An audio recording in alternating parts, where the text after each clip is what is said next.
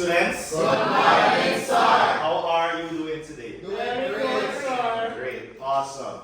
So the last time we met, we did look on some safety precautions that we have to practice in and around the workshop or in the school or in any environment that you are in.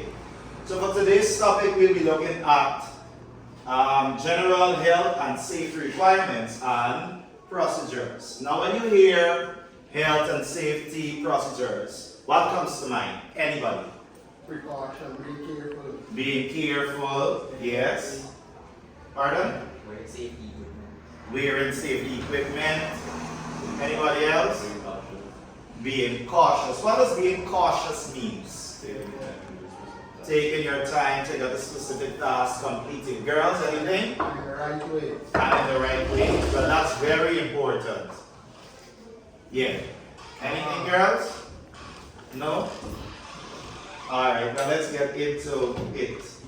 So the first thing we'll do is to define health and safety in workplaces and public spaces. Then we'll go to the importance of maintaining a safe environment, and then the legal and ethical responsibilities of employers and employees. Before we get into the definition, we'll do a quick activity that is entitled Guess the Item, right? So I will raise something and then you will tell me what it is. So first of all, what is this? Yeah, sure? An iPhone. It's an iPhone. It's me iPhone. Good. This? Gloves. What kind of gloves is this? Safety gloves, okay. This? Face shield, hard hat, okay. This? Nice. And this? Jumper suit. A jumper or an overall as we know it, right? Who are some of the people that you know would normally use these kind of gears? Mechanics. Mechanics, social workers, firefighters, engineers, GPL workers. Yeah, we get mechanics already. Slasherman, electricians, and so forth, and so on. Good, so let's get into the definition. Please ensure that you take notes. What do you think health and safety in workplace would mean? So you'll take this definition. It's the regulations and procedures. It's the regulations and procedures intended to prevent accident or injury. To prevent accident or injury in workplaces or public environments. In workplaces or public environments. Good. Any questions there so far? Based on health and safety? No? Is that clear for everybody? Omar, is that good for you? Yes, sir. Awesome. Let's move to the importance of maintaining a safety environment. So you hear the importance of maintaining a safety environment. What are some of the things that we can do to maintain a safe environment? One at a time? Yes. Cleaning break. Cleaning. That's very important. So cleaning, let's put it as a general cleaning, because general cleaning is very, very important, right? So we have cleaning. What else? Put the stuff after each use. Good. So you put back the tools or the equipment that you use in the right place for storage. Yeah. Hygiene. How important is hygiene? Since we're looking at health and safety. Very important, right? Good. What else? Anybody? I'll take two more. One from the boys, one from the girls. Littering, prevent littering, stop littering, and pollution. So it's the same thing, right? So but it falls, well, we can say a horse playing in that event, right? We can say a horse playing in that event. So why should we not be having horse play in workshops? Something might go wrong, for instance. An accident, good. Injuries, and we don't want that in workshops or in any kind of environments, more so in your classroom and in school at large, right? Let's go. So maintaining a safe environment, please write. is crucial for preventing human life, preserving rather, human life, promoting well-being, comma, and fostering productivity, comma, impacting, yes, yeah, impacting everything from physical health and emotional stability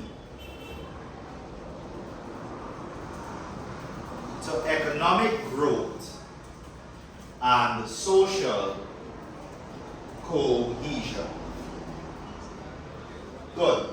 Now for individual, what are some of the safety precautions that we can take as individuals at workplace? For example, we have physical safety. Now when we talk about physical safety, what would you say physical safety is? Yeah. Wearing the right gear to get the work done. When you wear the right gear to get the work done, what will happen if you wear the right gear to get the work done? You'll be safe from injuries, accidents, and so forth, and so on. Right, Servant? Great. Alright, moving on to responsibilities of employers and employees, which will bring us to just 10 rules for workplace safety. Now without looking at this slide here on the computer, since we have power outage, you tell me a rule that you think we should enforce or that should be in a workplace environment for both the employer and the employees. Any rule that you think we should carry out? Anybody? What are some workplace rules? The time that you get into work. The time you get into the work. Now if we speak about time you get into work, then we can talk about also the time for getting tasks completed, which is very important. Now you guys have been completing your SDAs. For some of you, you've been so lazy and laid back that you've passed the deadlines time and time again. That's just for an example, right? Good. Alright, let's get into it. You are responsible first for your own safety and for the safety of others. Who believes that? You know, normally when you go into a workshop, what is one of the first things you would see on the poster? That no smoking, and also safety is your own responsibility. Good. Number 2, we have all accidents are preventable. And we've also established how we prevent accidents by using the right set of work gear. Good. The next one is do not take shortcuts. Always follow the rules. How much of y'all just follow the rules? Put on y'all, don't lie. You're showing you're wise. Like you don't follow the rules. Alright, good. Let's go. If you are not trained, do not do it. So if you're working at a workplace, then it's advisable that you are trained before you carry out any task. And also, if you're on the training, you ensure that you are working along with somebody. We won't go through all, we'll go through the next one and then we'll do the other one in our next class, right? Use the right tools and equipment and use them in the right way. Let's take, for instance, we have a hammer. Does anybody know how to use a hammer? Yes. How do you use a hammer? You use the full length of the hammer and you ensure that you're certain that whatever you're hitting, if it's a nail or whatever you're hitting, that you are hitting bullseye bang on. So you don't use just the hand on the head, you hold right here. You use the full length of the hammer, right? And it's obvious that you ensure that no one is standing behind you, or if someone is standing beside you, then you be very careful as to how you control or use that hammer. Let's continue. Right, so there we have some personal protective equipment, and we know that the abbreviation for that is PPE. You've heard of that before? Yes, sir. Good. What are some other personal protective equipment that we can use besides the mask, the goggles, the gloves, the overall? Yes. Helmet. Safety boots, hard boots, yeah. What else? Face mask. What about harness? Depending on the work you do. Great. What else? Okay. Anything else? Good. Let's look at some safe work practice. So first of all, if you are working in a work environment where you have to be lifting boxes, anything that has weight, you know that there's a certain way of lifting things with weight, right? Does anybody know how? Yeah? Because in our last class we looked at that, right? How to lift properly.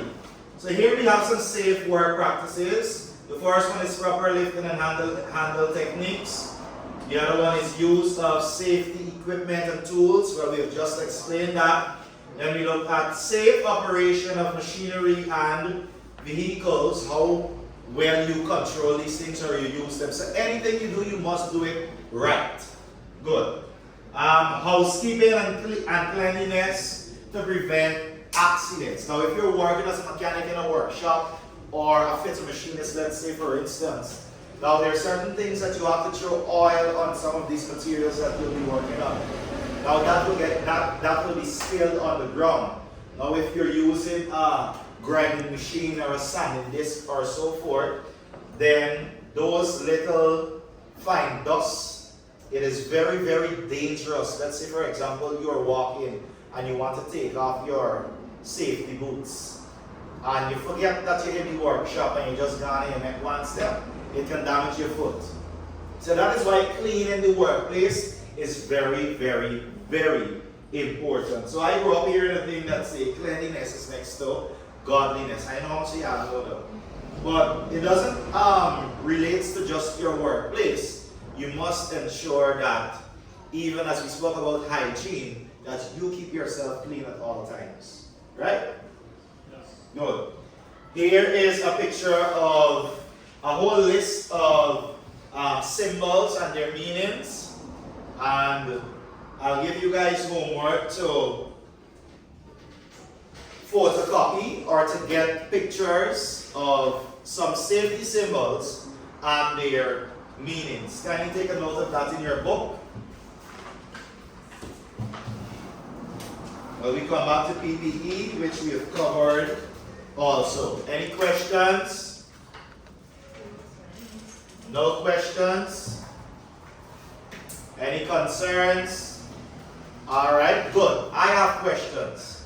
So we looked at health and safety precautions, general health and safety precautions. Now you can use your book and you can answer this question. What was the definition that I gave you for health and safety? Anybody? Or in your own words?